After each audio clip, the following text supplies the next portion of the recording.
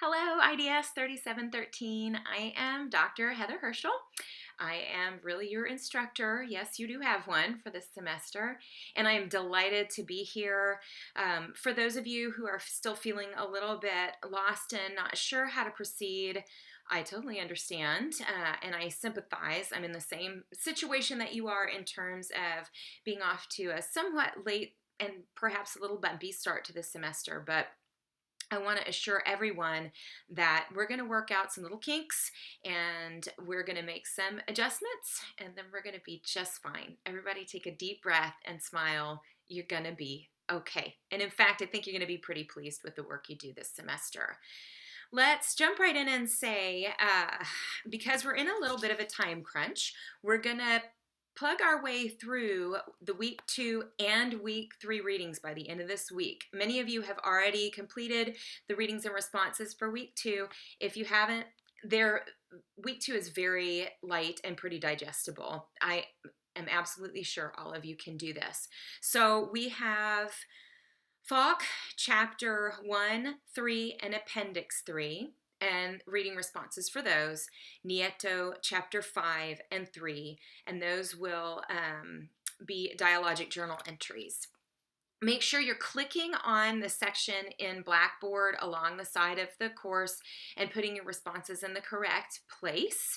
Try and separate them, even though it will be tempting to combine. It just helps me look through the content of each post.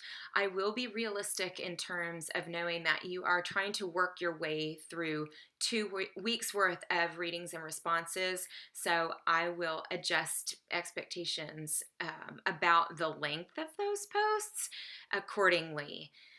The other thing we need to talk about is what's happening with the inquiry blocks. Those I'm not going to try and cram more than one into a week. So this week, we're going to focus on inquiry block 1. You need to click into that section of the course, watch the embedded videos there. I myself had trouble watching the very first one through Blackboard, but it was very easy to call it up on YouTube and watch it there. And then you're going to craft a response, a researcher identity response, basically. And in this, we're not looking for a summary of the videos. We are looking for you to reflect on your reaction, your stance to what you see in the videos, and how this might inform or have an impact upon your identity as a researcher, the kind of topic that you think you're going to take on and pursue, and how that's going to change your subjectivities in relation to your chosen topic and your mindset as a researcher. With that in mind, once you craft a first draft of that, you're going to upload it so that you can talk with your R&R, your research and review groups. When you meet this week, try and address any technical issues that might arise. You can use each other as a sounding board or just a checkpoint for the readings that you've done, and you're also going to do peer editing and review on the researcher identity statements that you make. You can feel free to structure these conversations the way that works for your group. If you'd like a suggestion on an easy sort of way to scaffold or format your peer review, I like to suggest the PATS method. PATS is an acronym, the P standing for praise. So find something that you like about the draft, something that the author should keep. A stands for ask a question. This is your opportunity to let the author know that as a reader, you may have had some gaps in understanding or places where they could fill in with some more information. T is for tell something that's stuck in your mind or that you remember reading in their draft. S is for make a suggestion. So this might be a place where you can add to a text, a place where it might need revision or more information, or maybe something that you think could be taken out. But in proceeding, I have at least one person who's still kind of looking for a group to join.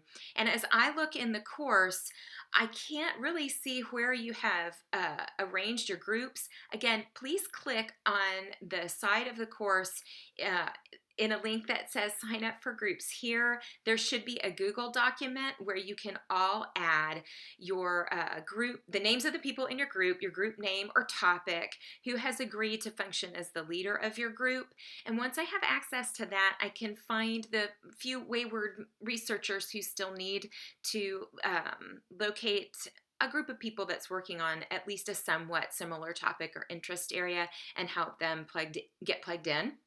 If somebody comes to you looking for a research home in your R&R group, please welcome them with open arms and get them quickly into the fold. I would also say just keep questions coming as you have them. I am very hopeful and fully anticipating that by the end of the week, I'll have unfettered access to this class. A UTSA email finally would be great, and I think that's coming my way. So I'm hoping to be more available more often, to be a sounding board and someone who can help guide you a little more as we move into some of the deeper parts of the semester. But again, smile, breathe deeply. We've got some breathing room in upcoming weeks where we can absorb any of the little bits and pieces that got left behind, and we'll just make sure we catch up. I really think you're going to be pleased with your work in this course, and I know I'm looking forward to getting to know each and every one of you a bit better as we move forward. Thanks, I'll talk to you soon. Bye.